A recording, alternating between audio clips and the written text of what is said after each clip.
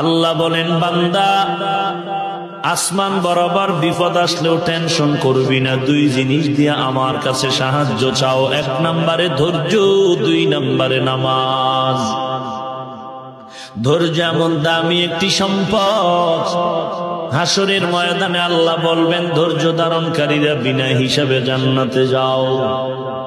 ইন্নামা ইউওয়াফাস সাবিরুনা আজরাহুম বিগাইরি হিসাব।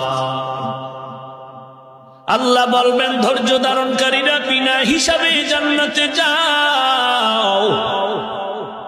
ইয়া আইয়ুহাল্লাযীনা আমানু ইসবিরু ওয়া সাবিরু ওয়া রাবিতু ওয়াত্তাকুল্লাহা লাআল্লাকুম তুফলিহুন।